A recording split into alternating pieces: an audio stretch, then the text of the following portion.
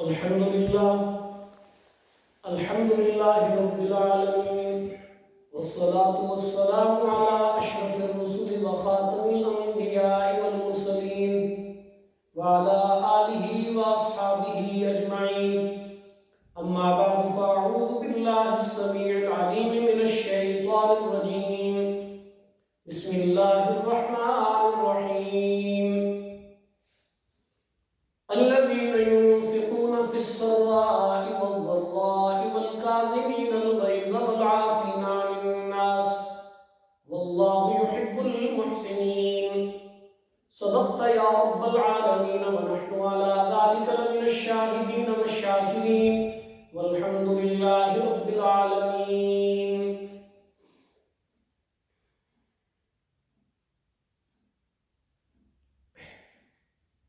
Dear respected audience listeners,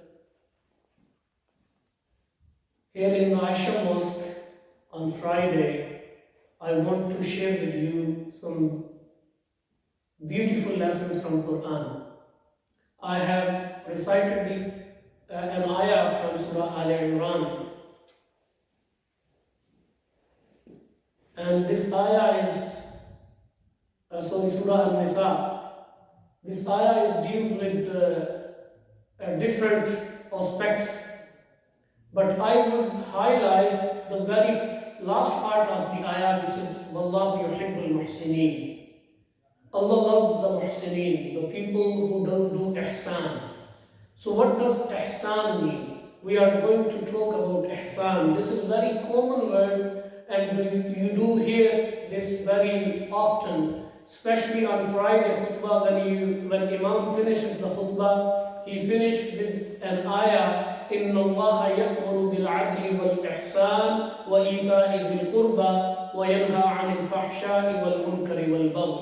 So ihsan is mentioned in this ayah as well. So what does ihsan mean? Ihsan is the concept of excellence in Islam, that you do something in an excellent way. This is called ihsan.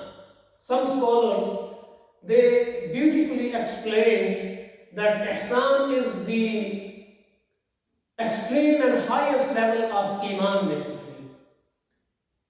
And in the light of the hadith Jibreel, which is very famous hadith, and Imam Muslim has started his Sahih Muslim with this hadith, which is narrated by Imam Umar ibn Khattab radiyallahu anhu.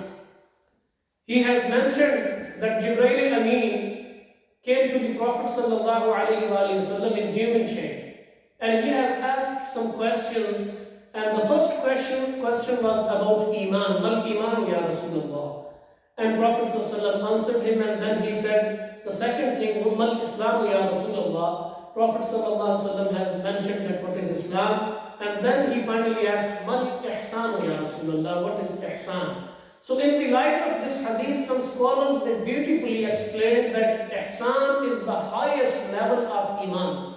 Islam is the primary level, entry level. And then Islam is the higher level, and then the highest level is the Ihsan. And Quran has differentiated and distinguished between two, Iman and Islam. We normally feel and we understand that Islam and Iman is same thing, but Quran differentiated. قَالَتِ الْأَعْرَابُ آمَنَّا in Surah Al-Hujurat. قَالَتِ الْأَعْرَابُ آمَنَّا. These Bedouins, when they came to the Prophet sallallahu alaihi wasallam, and they said, Amanna, we believed. And Allah Almighty has said, وَلَكِنْ قُولُوا أَسْلَمْنَا. You don't say that you believed, but you say that you became Muslim. It means that Iman is something different than Islam. If somebody just says that I am Muslim, this is the primary level, but to become a mu'min, he needs to do some more. He needs to do a bit more. So that's why Iman and Islam is the primary level, and then the higher level is Iman. And that's why Allah said, وَلَكِنْ قُولُوا أَسْلَمْنَا وَلَمَّا يَدْخُلِ الْإِيمَانُ فِي قُلُوبِكُمْ. That Iman did not enter into your hearts. That's why you can't claim to be the mu'min. To claim that you are mu'min, you have to do a bit more. And then ihsan is obviously even higher stage. So, as I said, that ihsan has then two elements. One is ihsan towards the people, and one is ihsan towards Allah subhanahu wa ta'ala. When it is ihsan towards the people, it again has two directions and two elements. There are two types of ihsan towards the people. The first is to benefit them, is ihsan. To benefit the people is called, like bringing any benefit to the humanity is called ihsan. And the second is to take away anything which is going to harm them.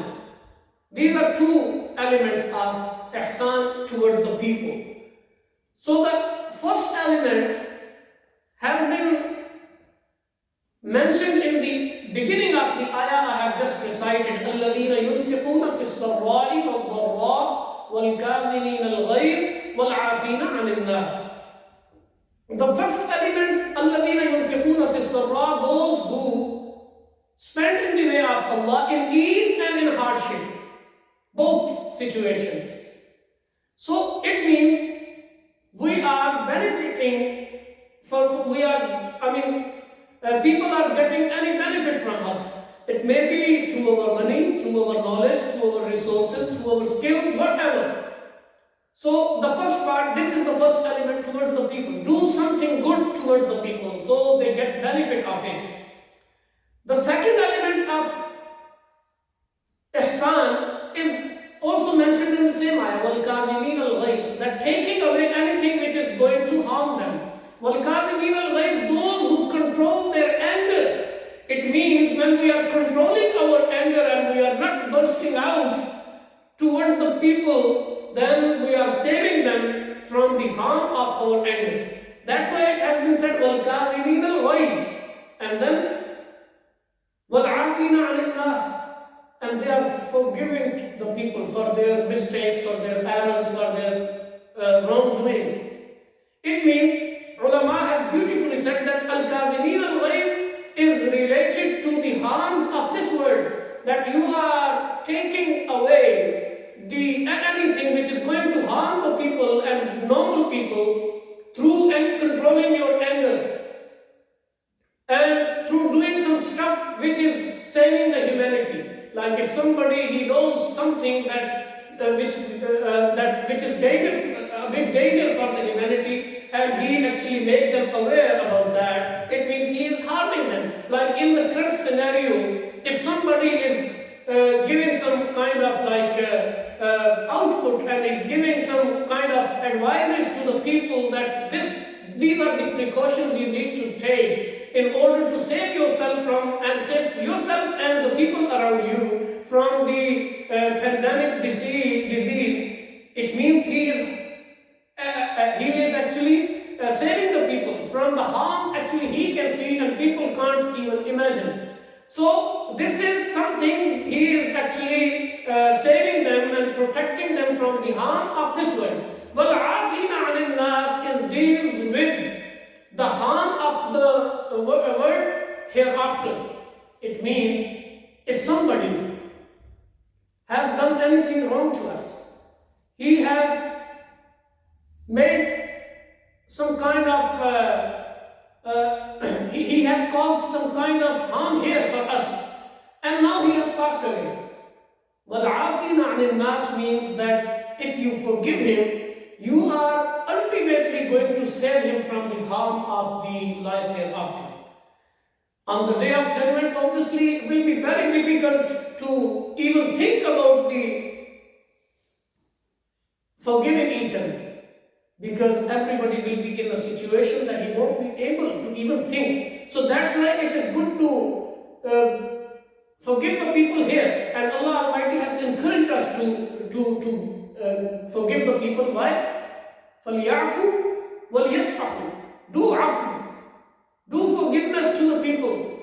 Forgive them for their wrongdoings. Forgive them if they have harmed you. Why? أَلَا تُحِبُّونَ أَن يَغْفِرَ اللَّهُ لَكُمْ. Don't you like that Allah forgive you? It means ultimately if we are forgiving the people, Allah Almighty is going to forgive our sins.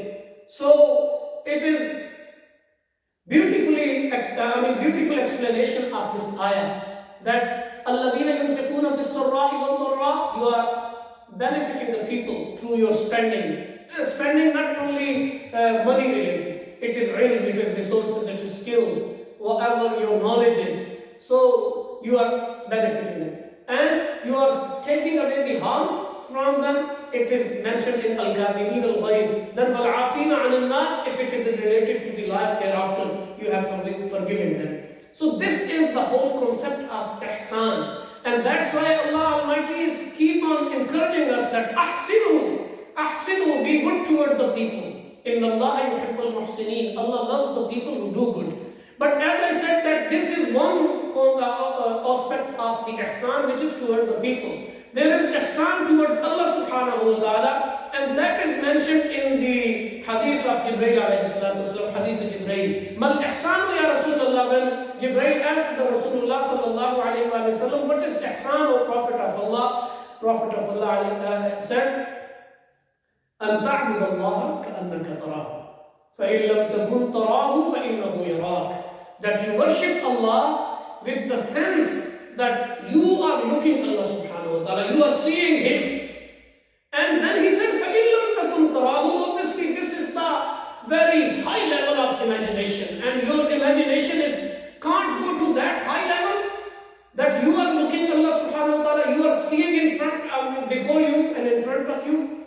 Then the minimum level of ihsan towards Allah is that you just imagine that Allah is seeing you, and Allah is looking you, and Allah is hearing you, and He is present. So to develop this sense of the presence of Allah subhanahu wa ta'ala is the real concept of ihsan towards Allah subhanahu wa ta'ala. That's what Prophet said, أَن تَعْبُدَ اللَّهَ كَأَنَّكَ تَرَاهُ.